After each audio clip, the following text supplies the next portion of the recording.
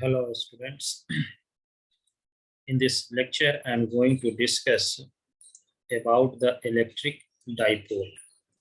And this electric dipole will be discussed at the two places. One place is called electric field on axial line. On axial line, we have to calculate the electric field. Another is find the expression for the electric field on the equatorial plane. So these two planes will be discussed here. In these two planes, I am going to discuss how to derive the relation for electric dipole and how we can get the electric field on the axis of the dipole and on equatorial plane. What is the meaning of equatorial plane? ये हम सारे चीजें discuss करेंगे इस lecture में कि equatorial plane क्या होता है और एक्सियल लाइन क्या होता है और इलेक्ट्रिक डाइपोल क्या होता है, इसके बारे में हम स्टडी करेंगे इस लेक्चर में। तो सबसे पहले हम डेफिनेशन बता दें आपको कि डेफिनेशन ऑफ इलेक्ट्रिक डाइपोल क्या होता है। An electric dipole is a pair of equal opposite point charges separated by a distance two A. Means ये दो पॉइंट चार्जेस हैं, this is 2 point charges, positive and negative charge. Positive, this is positive charge and this is negative charge, and separated by a distance 2a. This is the distance between them is 2a, separated by distance 2a.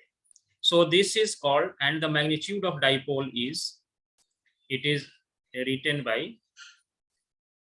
magnitude of one of the charge and multiplied by the distance between the charges 2a. This is a dipole, but dipole is a vector quantity. ये dipole क्या होता है? Vector quantity होता है। तो इसका जो direction होता है ये निगेटिव टू पॉजिटिव होता है। डाइपोल का जो डायरेक्शन है ये हमारा निगेटिव टू पॉजिटिव होता है। इलेक्ट्रिक फील्ड का जो डायरेक्शन है वो पॉजिटिव टू निगेटिव होता है, बट डाइपोल का डायरेक्शन क्या होता है? निगेटिव टू पॉजिटिव होता है। तो हमको जो है ये दो चीजें निकालनी है कि इलेक्ट्रिक फील्ड, ये जो लाइन है ये इसका एक्सियल लाइन कहलाता है। This is called axial line. ये कहीं तक भी जा सकता है। This is called axial line. ये एक्सियल लाइन है, यानी कि दोनों के एक्सिस को, निगेटिव को और पॉजिटिव चार्ज को मिलाने वाला जो लाइन है, स्ट्रेट लाइन है, ये इधर भी कहीं जा सकता है, ये इधर भी कहीं भी हो सकता है। Up to any distance it can go. लेकिन जो डिस्टेंस है चार्ज, दो चार्ज के बीच, Q और Q के बीच, वो डिस्टेंस जो है वो हमारा क्या है? 2a। तो electric dipole is a pair of equal and opposite charge Q and minus Q separated by a distance 2a. The line connecting the two charges define a direction in a space.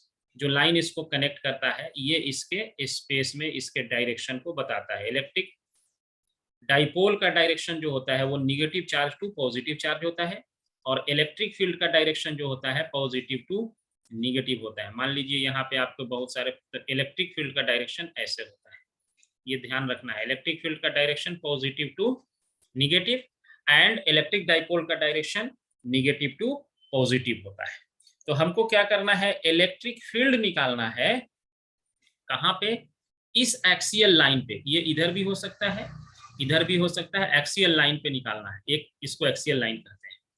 और equatorial line कौन सा line होता है कि ये दो charge है हमारे पास, ये पॉजिटिव और निगेटिव, ये positive Q and negative Q, ये 2a डिस्टेंस है।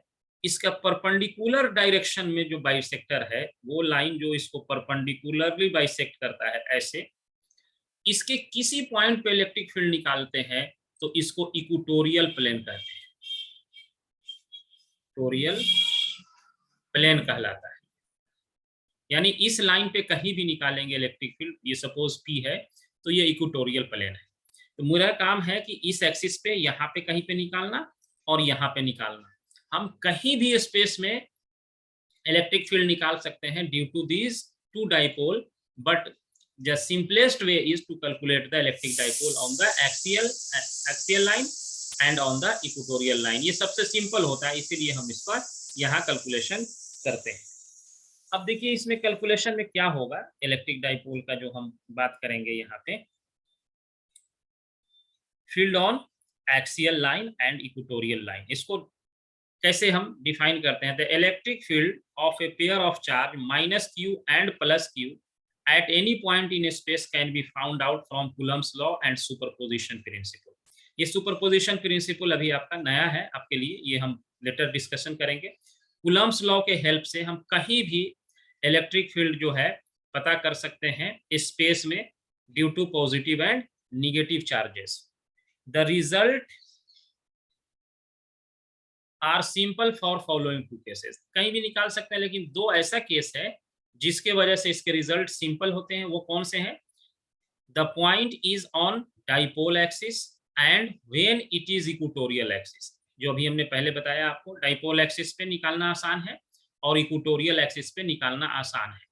That is on the plane perpendicular to the dipole axis through its centre.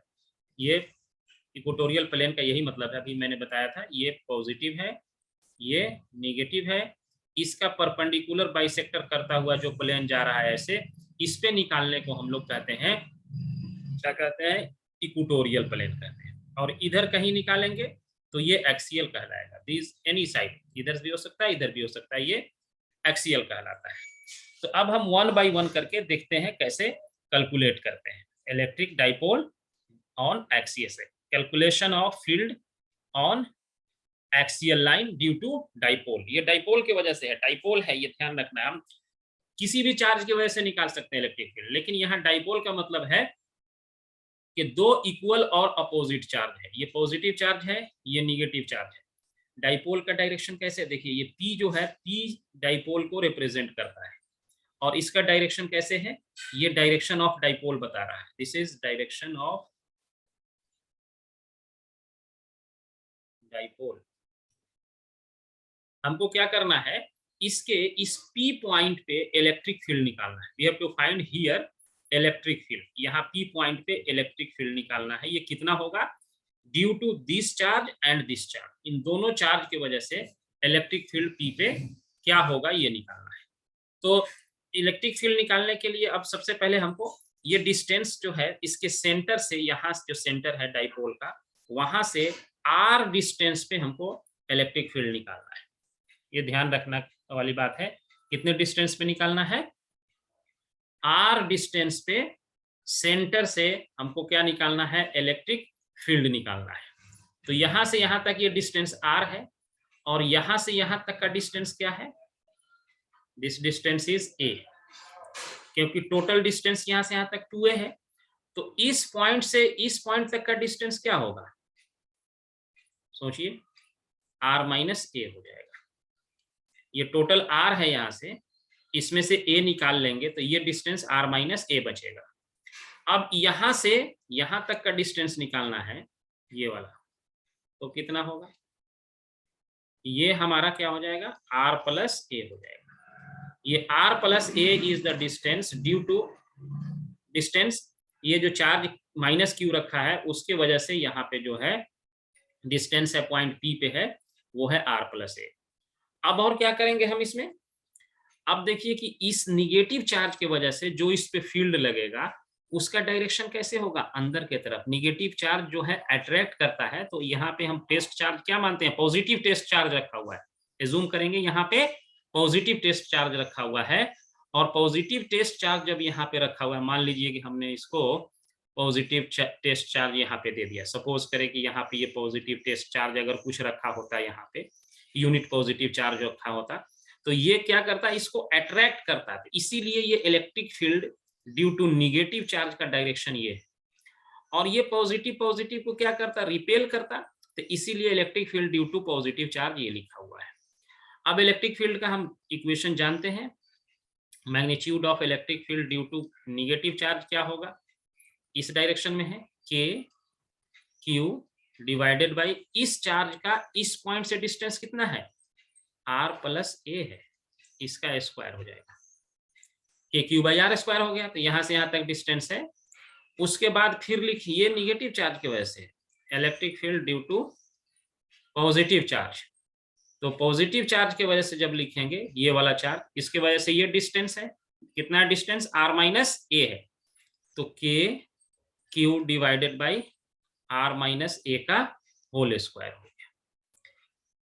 अब नेट फील्ड निकालना है, यहाँ पे नेट फील्ड की बात करनी है मुझे। तो एक फील्ड इधर है, एक फील्ड उधर है। अब इस दोनों में से कौन बड़ा है, ई क्यू माइनस या ई क्यू प्लस, कौन बड़ा है? देखो दोनों ऊपर वाला दोनों में तो सेम है, ये वाला के क्यू, यहाँ भी के क्यू है, ये आर माइनस ए है, यानी ये छोटा है इससे।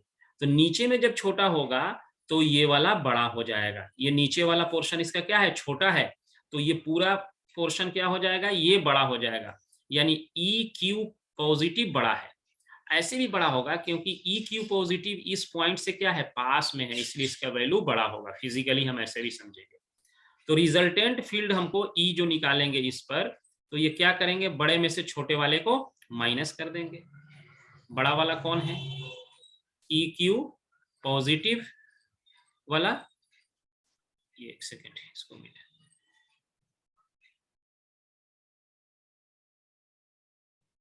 ये हमारा,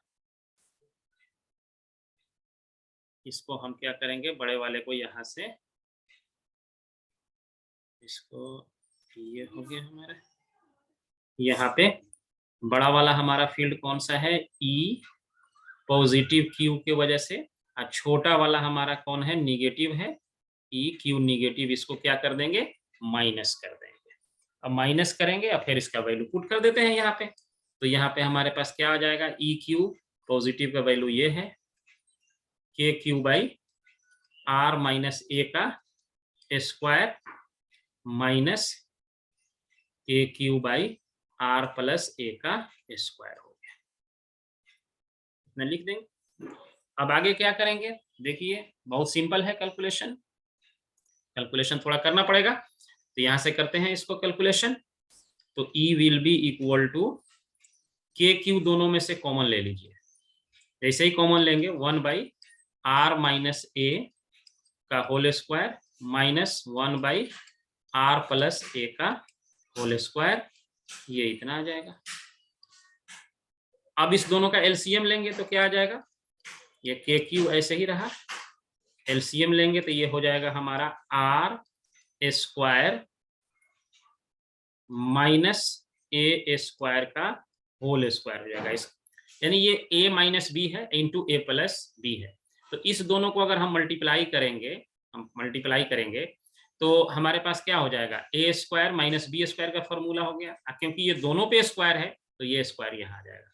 अब इसको जब हम एलसीएम लेंगे तो आर प्लस ए का होल स्क्वायर यहाँ हो गया, माइनस आर माइनस ए का होल स्क्वायर यहाँ हो जाएगा। जब एलसीएम ये वाला कट जाएगा पोर्शन, इस वाले से लेंगे तो ये हट जाएगा, ये वाला आ जाएगा ऊपर में, और जब ये वाला यूज करेंगे तो ये कट जाएगा, निगेटिव वाला आ जाएगा। अब इसको फिर तोड़ेंगे, ए स्क्वायर ए प्लस बी का होल स्क्वायर और ये ए माइनस बी का होल स्क्वायर, तो ऊपर में कितना बचेगा, 4 ए इंटू आर बचेगा। देखिए ये A square plus B square यहाँ है और प्लस 2ab करेंगे, और यहाँ A square plus B square minus 2ab करेंगे, और ये माइनस जब अंदर ले जाएंगे तो ये आर का स्क्वायर और ए का स्क्वायर, यहाँ आर का स्क्वायर ए का स्क्वायर कैंसिल हो जाएगा, अब माइनस 2ab इसके अंदर जाके ये प्लस 2ab हो जाएगा, तो ये 4ab हो गया। और यहाँ पे के क्यू तो हमारा था ही, तो 4 और इसके बाद इंटू ये के क्यू हमारा यहाँ पे था already, divided by R square minus A square का होल स्क्वायर। ये हमारे, इसको हमने सॉल्व कर दिया ऐसे। अब देखिए इसको क्या कर सकते हैं आगे, कि इसको जो है हमारा इलेक्ट्रिक फील्ड जो है ये निकल के आया हमारा। अब इसको हम क्या कर सकते हैं, ये 4 है, Q है, तो इसको हम एक लाइन थोड़ा सा और चेंज करते हैं, इसको क्या करते हैं 2K into R into Q into 2A divided by R square minus A square लिख सकते हैं इसको, इसका होल स्क्वायर। ये देखिए इसमें से 2 ले लिए, के के साथ लगा दिए, ये आर को यहाँ ले आए, और इसका जो 2 बचा हुआ है ये ए के साथ ऐड कर दिए, ये 4 में का 2a और ये q को एक साथ। ऐसा क्यों किए, इसलिए कि ये q इंटू 2a क्या होता है, ये डाइपोल होता है। तो ये हमारा इलेक्ट्रिक फील्ड जो है डाइपोल के टर्म में लिखा जाएगा। कैसे लिखेंगे इसको देखिए, so electric field now will be equal to 2 into k into r और into इलेक्ट्रिक डाइपोल लिख देंगे 2k क्यों, ये हमारा डाइपोल हो गया, divided by R square minus A square का होल स्क्वायर हो गया। अब एक कंडीशन लेते हैं कि if r is very very greater than a, अगर r का वैल्यू a से बहुत बड़ा हो जाता, r का वैल्यू a से बहुत बड़ा हो जाता, तो हम क्या कर सकते हैं, a को नेग्लेक्ट कर सकते हैं, इस a को हम नेग्लेक्ट कर सकते हैं। तो देन हमारा इलेक्ट्रिक फील्ड क्या, अगर ऐसा हुआ तो electric field will be equal to 2kr multiplied by dipole divided by r का पावर 4। देखिए ये जब नेग्लेक्ट कर देंगे ना, इसको हट जाएगा, ये आर स्क्वायर r का पावर 4 हो गया, यहाँ से एक r इसमें से माइनस हो जाएगा।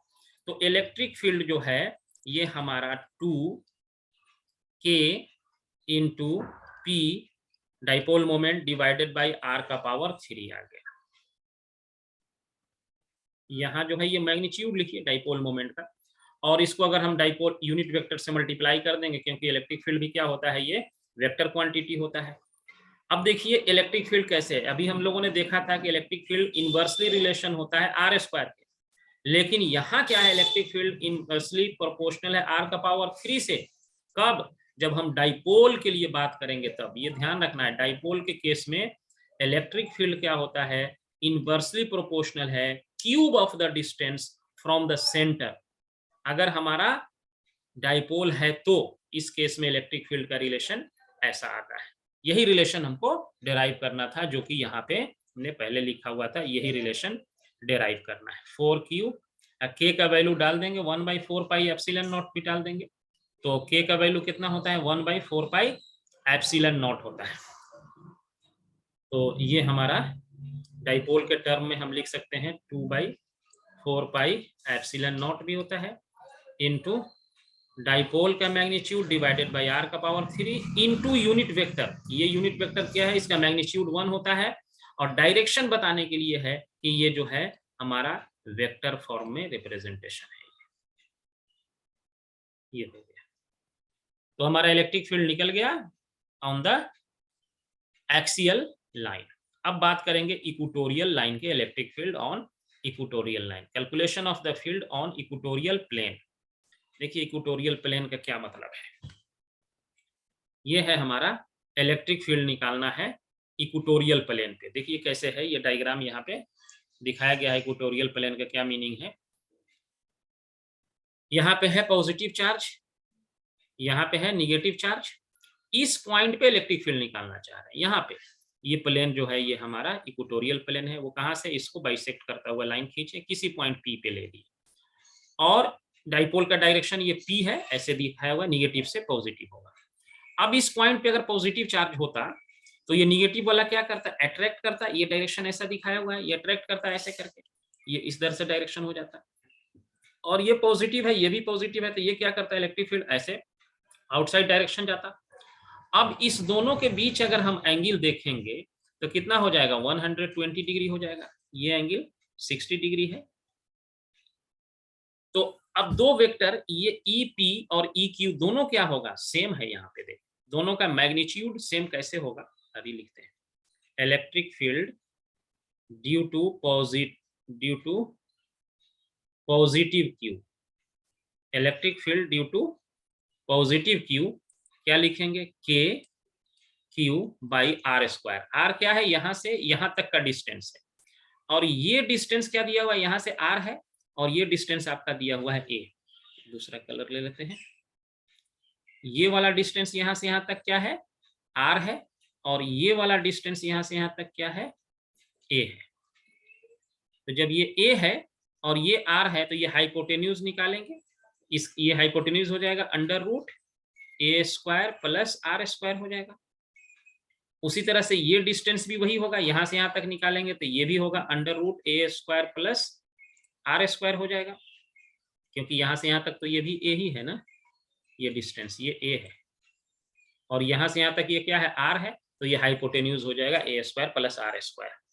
तो KQ बाई इलेक्ट्रिक फील्ड होता है के क्यू बाई डिस्टेंस का स्क्वायर, यहाँ से यहाँ तक, यहाँ से यहाँ तक का डिस्टेंस क्या है, ए स्क्वायर प्लस आर स्क्वायर, इसका अंडर रूट है और इसका क्या कर देंगे, स्क्वायर कर देंगे, तो ये हो जाएगा K Q by A square plus R square हो जाएगा। उसके बाद इलेक्ट्रिक फील्ड हम इससे देखेंगे, निगेटिव चार्ज की वजह से ई निगेटिव क्यू, ये भी क्या होगा के क्यू मैग्नीट्यूड लिख रहे हैं हम सिर्फ, ये वाला निगेटिव वाला, तो ये भी हो जाएगा रूट, इसका स्क्वायर कर देंगे, ये क्या हो जाएगा डिस्टेंस का स्क्वायर, तो डिस्टेंस का स्क्वायर क्या हो जाएगा ए स्क्वायर प्लस आर स्क्वायर, देखिए ये भी वही हो जाएगा। तो इसका मतलब है कि ये दोनों हमारा क्या है, E positive and E negative both are magnitude, in magnitude both are same, दोनों के मैग्नीट्यूड क्या है, E positive Q and equal to का मैग्नीट्यूड ई निगेटिव चार्ज की वजह से जो इलेक्ट्रिक फील्ड का मैग्नीट्यूड है, दोनों सेम है। और कितने एंगल पे इंक्लाइंड है, ये 120 के एंगल पे ये इंक्लाइंड है। तो 120 पे जब इंक्लाइंड होता है, दो वेक्टर हो अगर 120 पे इंक्लाइंड है और दोनों का मैग्नीट्यूड सेम है, तो उसका रिजल्टेंट कैसे निकलेगा, इसको बाइसेक्ट करता हुआ यहाँ से जाएगा, 120 डिग्री के एंगल पे इसको बाइसेक्ट कर देंगे, एक तरीका ये है। दूसरा है इसका कंपोनेंट इधर ब्रेक करते हैं, तो ई कॉस थीटा और नीचे वाला आ जाएगा ई साइन थीटा, उसी तरह से इसका कंपोनेंट ब्रेक करेंगे, E cos theta E sine theta, दोनों तरह से हम निकाल सकते हैं, रिजल्ट एक ही आएगा के क्यू। अब देखिए रिजल्ट एक ही आएगा, तो रिजल्टेंट निकालने के लिए हम ये मान लीजिए ये हमारा ऐसे था, ये ई क्यू निगेटिव है, तो इधर इसका एक कंपोनेंट ब्रेक करते हैं, दूसरा कलर लेते हैं इसका, ये इधर कंपोनेंट अगर हम ब्रेक करेंगे तो क्या लिखेंगे, ई क्यू, ये एंगल मान लीजिए कि ये एंगल हमारा अगर थीटा है और ये एंगल भी हमारा अगर थीटा है, तो हमारा जो है, अच्छा ये इक्विलेटरल ट्रायंगल नहीं है, ये दोनों हम नहीं कह सकते हैं कि दोनों 120 डिग्री के एंगल पे, नहीं कह सकते, क्यों, क्योंकि ये ट्रायंगल इक्विलेटरल है, इसकी कोई गारंटी नहीं है, ये लेंथ इसके लेंथ के इक्वल होगा तब तो कह देंगे कि ये दोनों, अभी ये दोनों इक्वल नहीं है, ये तभी हो सकता था इफ ये हमारा दोनों का जो मैग्नीट्यूड जो है ये आर स्क्वायर और ए स्क्वायर, ये तो दोनों तो सेम ही है, ठीक है। तो अब हमारा जो है कि ये एंगल जो है 120 होगा, इसकी गारंटी नहीं है कि ये एंगल 120 होगा, नहीं, ये नॉट गारंटीड कि 120 नहीं होगा, ये एंगल हम मान लीजिए कि ये थीटा है, तो इसका कंपोनेंट एक इधर ब्रेक करेंगे, तो ई कॉस थीटा या ई साइन थीटा, ई साइन थीटा, देखिए यहाँ जो हमारा कंपोनेंट आएगा, इसको मिटा देते हैं,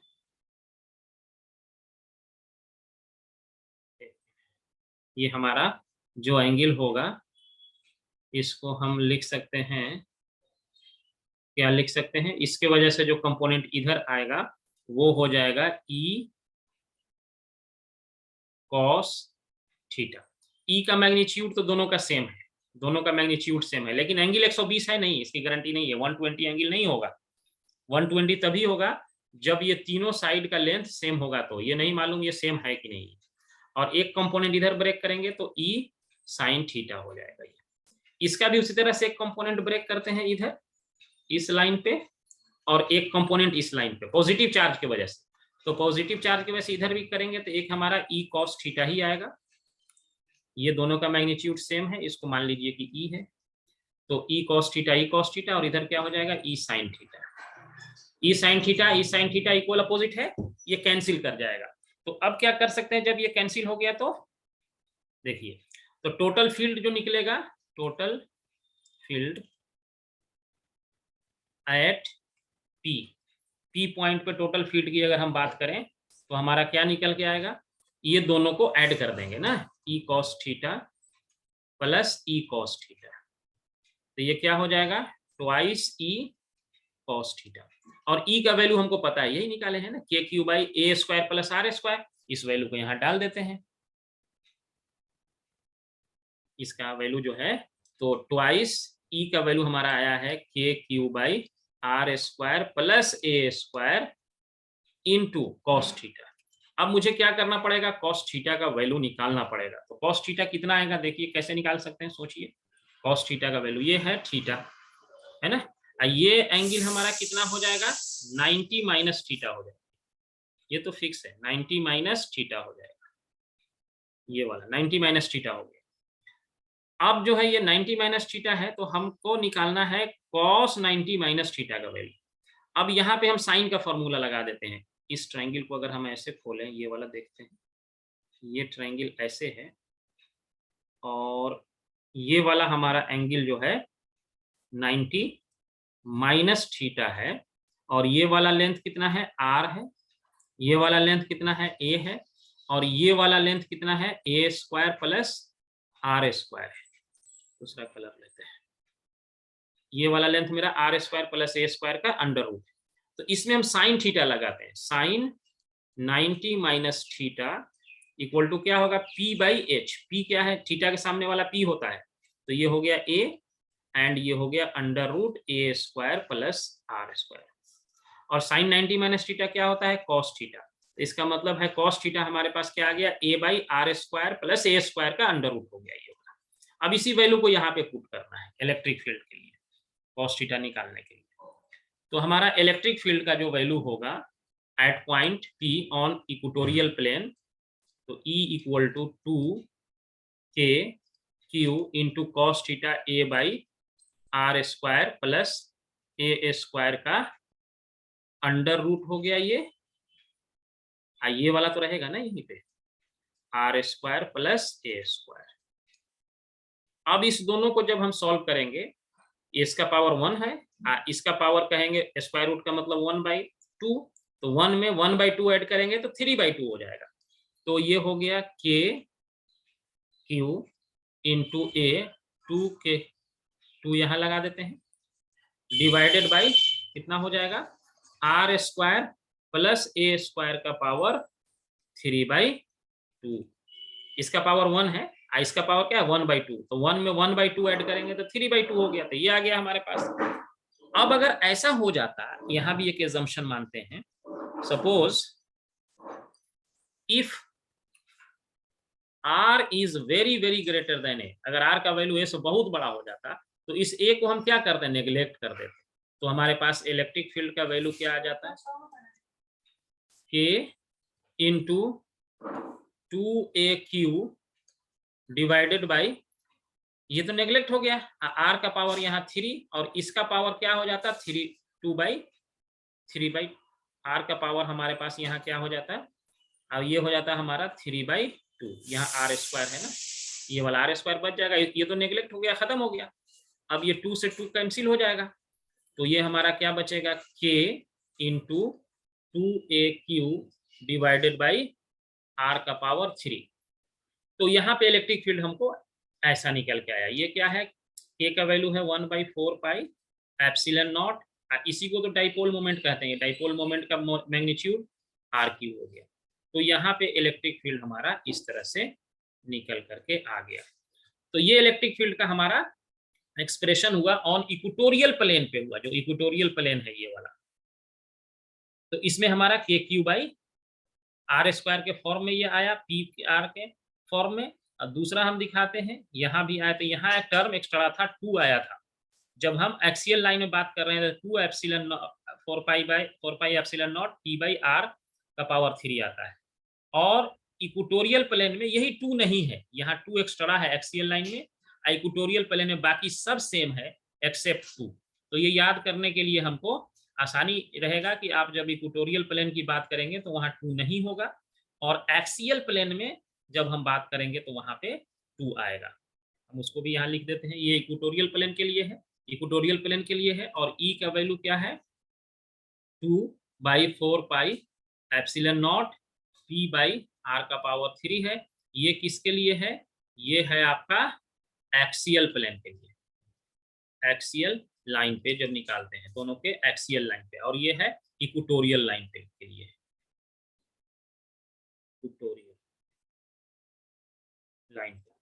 तो ये 2 डाइपोल बहुत इंपॉर्टेंट था जो कि मैंने डिस्कस किया है।